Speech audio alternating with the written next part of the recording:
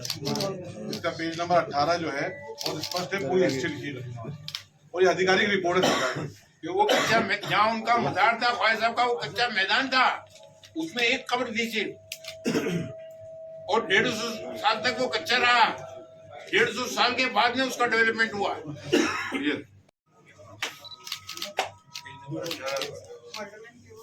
एक मिनट सब दे देंगे इधर लेके सर इस साइड उधर भी देखो। सर इस साइड में दिखा दीजिए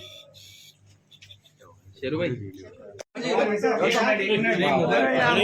आपको आज जो मेरे को कष्ट देना पड़ा, उसके बेसिक कॉज ये है कि जो अभी दरगाह को लेकर कंट्रोवर्सी बनी हुई है और भ्रांति की बयानात जो हैं वेरियस चैनल्स पे और उस पे आ रहे हैं, उसको देख करके मेरे को खुद मंजर आम पर आना पड़ा कि फैक्चुअल पोजीशन आप लोगों के नोटिस में ला दी जाए, ताकि ये जो बयानात आ रहे हैं इसके ऊपर अंकुश लग सके और जो वस्तु स्थिति है और जो सही हिस्ट्री है वो पब्लिक के नोटिस के अंदर, पब्लिक के सामने आ जाए।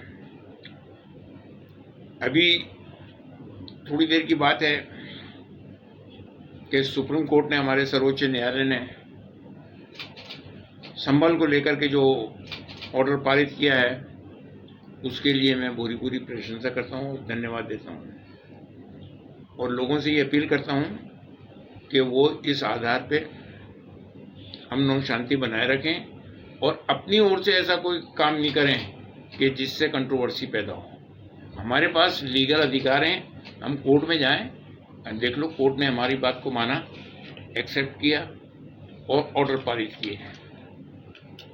इसी तरह से अजमेर की दरगाह के सिलसिले के अंदर जो ये कंट्रोवर्सी की गई है कि हरबिलास शारदा साहब की किताब है, ये 1910 में लिखी गई, 1920 में इसका री एडिशन हुआ, 1940 में फिर इसका हुआ। उसके अंदर पेज नंबर 92 पे बिल्कुल क्लियर कट वर्डिंग्स हैं। हरबिलास शारदा साहब हिस्टोरियन नहीं है, नंबर 1, वो एक एजुकेटेड आदमी थे।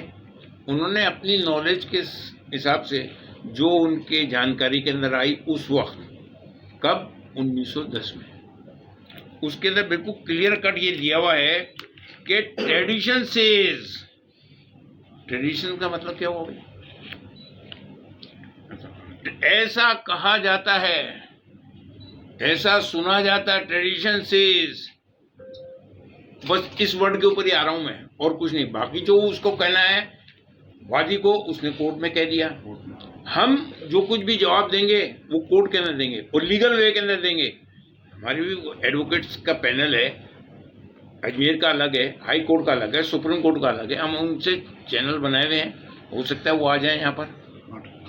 इसी दरगाह का जो 800 साल का इतिहास है, जब गरीब नवाज रहमतुल्लाह अलैह का एक्ट गवर्नमेंट ऑफ इंडिया पास कर रही थी, एक्ट नंबर 36 1955, उससे पहले 1950 के अंदर गवर्नमेंट ऑफ इंडिया ने इलाहाबाद हाई कोर्ट के सिटिंग जज जस्टिस गुलाम हसन की अध्यक्षता में एक आयोग बनाया और दरगाह के माल एडमिनिस्ट्रेशन को लेकर के उसके ऊपर इंक्वायरी की।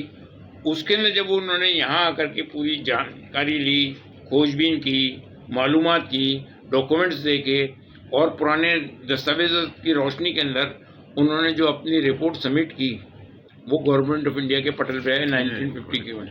ये इंक्वायरी कमेटी रिपोर्ट है, ये इसका लेना चाहे आप फोटो ले सकते हैं। इसका पेज नंबर 18 के ऊपर बिल्कुल क्लियर कट वर्डिंग्स हैं कि उस जमाने में ये सब कच्चा था। जब गरीब नवाज रहमतुल्लाह तशरीफ लाए, उस जमाने में ये कच्चा मैदान था, उसके अंदर उनकी कब्र थी।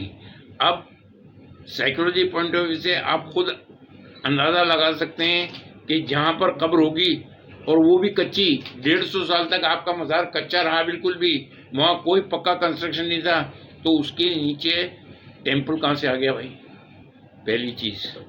दूसरी चीज़ के जो महमूद खिलजी थे, कहाँ के थे, ये लिखा हुआ है पूरा, मालवा के किंग, मालवा। उन्होंने जब अजमेर पर कब्जा किया तो उन्होंने अपनी